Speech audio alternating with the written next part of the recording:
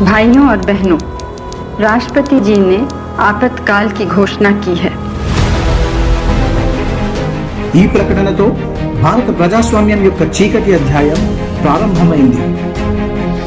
Rome రాజ్యం కన్నా శతాబ్దాల పూర్వమే వైశాలి అనే గణతంత్ర రాజ్యంతో ప్రపంచానికి ప్రజాస్వామ్యాన్ని పరిచయం చేసిన భారతదేశంలో 1975 జూన్ 25వ తారీఖున అర్ధరాత్రి ప్రజాస్వామ్య స్ఫూర్తిని అణచివేశారు. పట్టాభిషేకానికి బదులుగా వనవాసాన్ని ఎంచుకున్న రాముడు పుట్టిన దేశం ఇది. సామ్రాజ్యానికి బదులు సన్యాసం ఎంచుకున్న బుద్ధుడు పుట్టిన దేశం ఇది.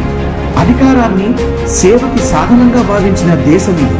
కానీ ఇదే భారతదేశంలో ఎన్నికల్లో అవినీతికి పాల్పడిన ఇందిరాగాంధీని కోర్టు దోషిగా నిర్ధారించినప్పుడు, ఆమెను ప్రధాని పదవికి అర్హురాలు కాదు అని తీర్పిచ్చినప్పుడు మంత్రివర్గాన్ని సంప్రదించకుండా, వారికి సమాచారం ఇవ్వకుండా కేవలం తన పదవిని కాపాడుకునేందుకు రాజ్యాంగాన్ని, ప్రజాస్వామ్యాన్ని ఉల్లంఘిస్తూ ఎమర్జెన్సీ ప్రకటించింది ఇందిరాగాంధీ.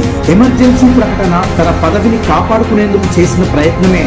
ఇది ఎమర్జెన్సీ కాదు, ఇది ఇందిరమ్మ రాజ్యానికి ఆరంభం. కాంగ్రెస్ పార్టీ తప్పుడు నిర్ణయాల వల్ల 1969 నుంచే దేశం ఆర్థిక సంక్షోభం, ద్రవ్యోల్బణం, అవినీతి, నిరుద్యోగం వంటి తీవ్రమైన సమస్యల్లో కూరుకుపోయింది. ఈ దుర్మార్గ పాలనకు వ్యతిరేకంగా విద్యార్థులు, కార్మికులు మరియు రైల్వే ఉద్యోగులు దేశవ్యాప్తంగా పెద్ద ఉద్యమానికి సన్నద్ధమయ్యారు. అదే సమయంలో జయప్రకాష్ నారాయణ్ గారు సంపూర్ణ క్రాంతి ఉద్యమానికి పిలుపునిచ్చారు. ఇది రాజకీయ ఉద్యమాన్ని నిజమైన ప్రజా ఉద్యమంగా మార్చిన ఘట్టం. అధికార వర్గాలు ప్రజాశక్తి యొక్క అసలైన బలాన్ని చూసిన తొలి సందర్భం ఇదే.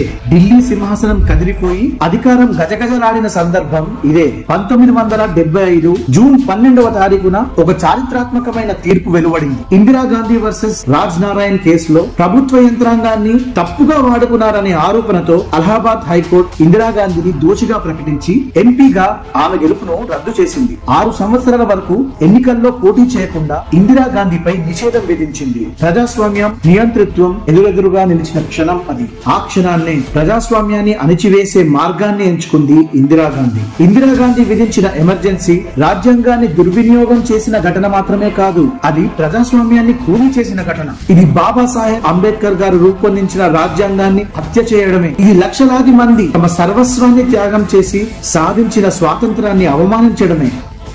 ప్రజాస్వామ్యాన్ని పాలకుల చెరలో బందీ చేశారు. విపక్షాలను నియంతృత్వ వలయంలో ఖైదు చేశారు. ఎమర్జెన్సీ విధించగానే దేశవ్యాప్తంగా ఉన్న విపక్ష నాయకులను రాత్రికి రాత్రే అరెస్టు చేసి జైళ్లలో వేశారు. జయప్రకాష్ నారాయణ్, అటల్ బిహారీ వాజ్పేయి, ఎల్కే అద్వానీ, జార్జ్ ఫెర్నాండిస్ లను విచారణ, వారెంట్ లేకుండానే జైలుకు పంపారు. మీసా, డిఐఆర్ వంటి చట్టాల కింద 1,00,000 మందికి పైగా పౌరులను జైలులో ఖైదు చేశారు. కాంగ్రెస్ నియంతృత్వానికి వ్యతిరేకంగా పోరాడుతూ డజన్ల కొద్ది ప్రజలు జైళ్లలో మరణించారు. ఎందరో గొప్ప నాయకులు చాలా నెలలుగా జైల్లో ఉండటం వల్ల తీవ్ర అనారోగ్యానికి గురయ్యారు. లోక్ నాయక్ జయప్రకాష్ నారాయణ్ గారి కిడ్నీలు చెడిపోయాయి. దీంతో ఆయన కొన్ని సంవత్సరాలకే మరణించడం జరిగింది. జైలులో అటల్ బిహారీ వాజ్పేయి గారి ఆరోగ్యం క్షీణించడం వల్ల ఆయన ఎన్నో రోజులు ఆసుపత్రి పాలయ్యారు. ఎమర్జెన్సీ సమయంలో రాజ్నాథ్ సింగ్ గారిని కూడా కొన్ని నెలల పాటు జైలులో బంధించారు. ఆ సమయంలో వారి తల్లిగారు చనిపోతే కనీసం ఆఖరి చూపుకి కూడా అనుమతించలేదు. న్యాయాన్ని న్యాయస్థానాల్లోనే అణచివేసిన రోజులవి. అరెస్ట్ అయిన వారు న్యాయస్థానాన్ని ఆశ్రయించినప్పుడు సుప్రీంకోర్టు కూడా అధికారానికి తలవంచింది. ఏడిఎం జబల్పూర్ కేసులో 5 న్యాయమూర్తుల్లో 4 అత్యవసర పరిస్థితుల్లో పౌరులకు జీవించే హక్కు, స్వేచ్ఛ ఉండదని తీర్పు ఇచ్చారు. హెచ్ఆర్ ఖన్నా అనే న్యాయమూర్తి మాత్రమే దీనిని తీవ్రంగా వ్యతిరేకించారు. స్వతంత్రంగా జీవించే హక్కు లేనప్పుడు మిగతా హక్కులకు అర్థం ఎక్కడా అని ప్రశ్నించారు. ఫలితంగా సీనియర్ అయినప్పటికీ ఆయనను ప్రధాన న్యాయమూర్తిగా నియమించలేదు ఇందిరాగాంధీ. 1973లో కేశవానంద భారతి కేసులో ప్రభుత్వానికి అనుకూలంగా తీర్పు వచ్చిన తరువాత ఇందిరాగాంధీ సీనియారిటీ సంప్రదాయాన్ని ఉల్లంఘించి ఏఎన్ రేను సిజేఐగా నియమించారు. ఎమర్జెన్సీ ప్రకటించడంతో మీడియా గొంతు నులిమేశారు. ఢిల్లీలోని బహదూర్ షా జఫర్ మార్గ్ లోని ప్రెస్ ఆఫీసులో అర్ధరాత్రి విద్యుత్ సరఫరాను నిలిపివేశారు.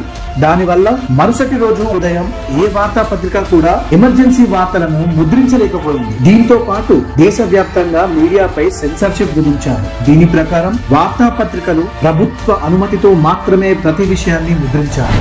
జర్నలిస్టులను భయపెట్టారు, బెదిరించారు. ప్రెస్ కౌన్సిల్ ఆఫ్ ఇండియాను రద్దు చేశారు. ఈ నియంతృత్వానికి నిరసనగా the Indian express, the statesmen వంటి వార్తాపత్రికలు తమ తొలి పేజీని ఖాళీగా ముద్రించి చరిత్రలో నిలిచిపోయాయి. ఎమర్జెన్సీ సమయంలో ప్రజాస్వామ్య సంస్థలను బలహీనపరిచి అధికారాన్ని నిరంకుశంగా మార్చడానికి ప్రభుత్వం రాజ్యాంగానికి అనేక సవరణలు చేసింది. 1975లో చేసిన 38వ సవరణతో రాష్ట్రపతి మంత్రిమండలి నిర్ణయాలు న్యాయ సమీక్షకు వెలుపల ఉండేలా సవరణలు చేసి ప్రభుత్వ నిర్ణయాలపై ఎటువంటి చట్టపరమైన ప్రశ్నలు తలెత్తకుండా చేశారు.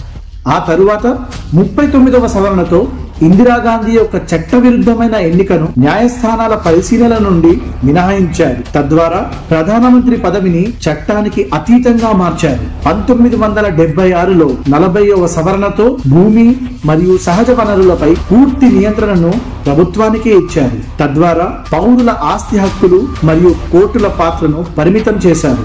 అదే సంవత్సరంలో 41వ సవరణతో పబ్లిక్ సర్వీస్ కమిషన్ అధికారుల సేవాకాలాన్ని పెంచి తమకు నచ్చిన నమ్మకమైన అధికారులకు 2 ఏళ్లు ఎక్కువ సమయం పదవిలో ఉండే వెసులుబాటు కల్పించారు. ఈ నిర్ణయంతో ప్రభుత్వం నిష్పక్షపాతంగా పాలించాలన్న నియమాన్ని తుంగలో తొక్కింది. 42వ సవరణతో పార్లమెంటుకు అపరిమిత అధికారాలను ఇచ్చింది. న్యాయ వ్యవస్థ స్వయం ప్రతిపత్తిపై దాడి చేసింది. పౌరుల ప్రాథమిక హక్కులను పరిమితం చేసింది. ఈ సవరణ అత్యవసర పరిస్థితి యొక్క నియంతృత్వాన్ని చట్టబద్ధం చేయడానికి కాంగ్రెస్ చేసిన చర్యకు అతిపెద్ద ఉదాహరణ. విద్యా వ్యవస్థ యొక్క కాంగ్రెసీకరణ, విద్యార్థుల అమానవీయ అణచివేత. ఎమర్జెన్సీ సమయంలో దేశవ్యాప్తంగా విద్యార్థులు, ఉపాధ్యాయులు, రైతులు మరియు సాధారణ పౌరులపై దారుణమైన దాడులు జరిగాయి. కేరళ, తమిళనాడు, కర్ణాటక వంటి రాష్ట్రాల్లో నిరసనకారులపై లాఠీచార్జ్ జరిగింది. తలక్రిందులుగా వేలాడదీయబడి అమానుషమైన హింసాత్మక టార్చర్ కు విద్యార్థులు గురయ్యారు. ఇంజనీరింగ్ విద్యార్థి పి రాజన్ ను పోలీసులు తీసుకెళ్లారు, కానీ అతను ఇప్పటికీ తిరిగి రాలేదు. విద్యార్థి నాయకులు రవి, శ్రీకాంత్, ఉదయ్ శంకర్, శేష, హేమంత్ మరియు జస్బీర్ సింగ్ లు వేడి మైనం, కారం, విషపూరిత కీటకాలు మరియు బూట్లతో హింసించబడ్డారు. ఆంధ్రప్రదేశ్ లో విద్యార్థులను జంతువుల్లా కొట్టారు. గర్భిణీ స్త్రీలను గొలుసులతో కట్టేశారు. ఢిల్లీ విశ్వవిద్యాలయంలో ఒకే రోజు 200 మంది ఉపాధ్యాయులను అరెస్టు చేశారు. రాజస్థాన్ లో నిరసనకారులకు, న్యాయవాదులకు కరెంట్ షాక్ ఇచ్చారు.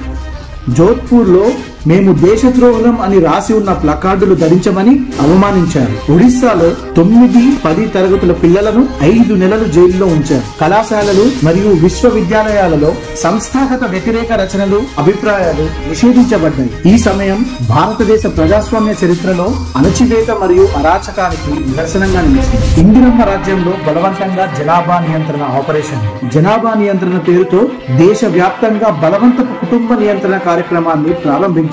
పేదలను పట్టుకొచ్చి వారిపై బలవంతంగా ఆపరేషన్లు నిర్వహించారు. పేదరికాన్ని నిర్మూలించడం కాదు, పేదలను నిర్మూలించడం అన్నట్లుగా వ్యవహరించింది. ఈ ప్రక్రియలో 1 కోటి మందికి పైగా పేదలకు కుటుంబ నియంత్రణ ఆపరేషన్లు చేశారు. 2000కు పైగా అమాయక ప్రజలు మరణించారు. ముజఫర్ నగర్ లోని తుర్క్మాన్ గేట్ వద్ద ఆక్రమణల తొలగింపు, జనాభా నియంత్రణ పేరుతో వందలాది మందిని నిర్దాక్షిణ్యంగా చంపేశారు.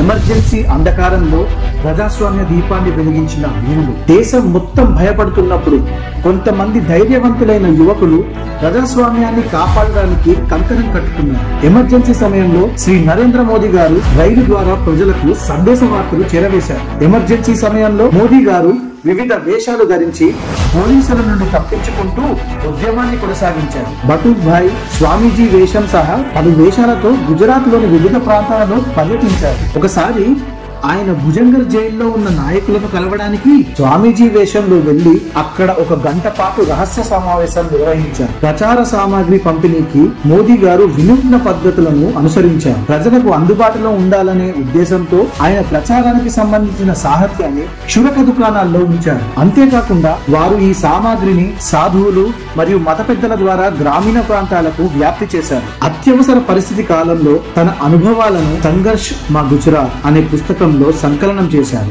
ఈ పుస్తకాన్ని ఆయన తన అనుభవాలను వివరిస్తూ 23 రోజుల్లో రాశారు. అదే సమయంలో ప్రవాస భారతీయులు మరియు IFD, FISI వంటి సంస్థలు అంతర్జాతీయ స్థాయిలో భారతదేశంలో నియంతృత్వానికి వ్యతిరేకంగా తమ గళాన్ని వినిపించాయి. టైమ్ మ్యాగజైన్ వంటి మీడియా సంస్థల విమర్శలు ఇందిరా ప్రభుత్వంపై ప్రపంచవ్యాప్తంగా ఒత్తిడి తీసుకొచ్చాయి. ఎమర్జెన్సీపై పోరాటానికి పిడికిలి బిగించిన కళాకారులు, నియంతృత్వాన్ని సవాలు చేయడానికి రచయితలు మరియు కళాకారులు కూడా నడుం కట్టారు. ప్రభుత్వానికి వ్యతిరేకంగా నిలబడ్డారు. ఫణీశ్వర్ నాథ్ రేణు, శివరామ్ కారంత్ తమ అవార్డులను వెనక్కి ఇచ్చేశారు. స్నేహలతా రెడ్డి గారు జైలులో మరణించారు. కిషోర్ కుమార్ గారి పాటలు నిషేధించబడ్డాయి. రాష్ట్రీయ స్వయం సేవక్ సంఘ్ సహా దాదాపు 26 సామాజిక మరియు రాజకీయ సంస్థలు నిషేధించబడ్డాయి. लोक शक्ति की लहर ने लोकतंत्र की हत्या करने वालों को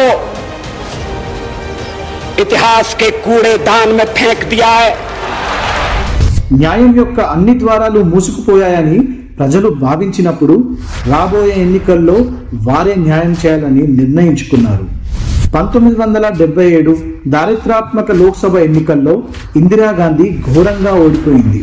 జనతా పార్టీని ఎన్నుకోవడం ద్వారా ప్రజాస్వామ్యం ఉంటుందని, నియంతృత్వం కాదని ప్రజలు స్పష్టమైన సందేశాన్ని ఇచ్చారు. ప్రజాస్వామ్య ఆలయాన్ని కాపాడటానికి సర్వస్వం త్యాగం చేసిన వారి త్యాగం మరియు పోరాటాన్ని జ్ఞాపకం చేసుకోవడానికి మోదీ ప్రభుత్వం జూన్ 25ని సంవిధాన్ హత్యా దివస్ గా ప్రకటించింది.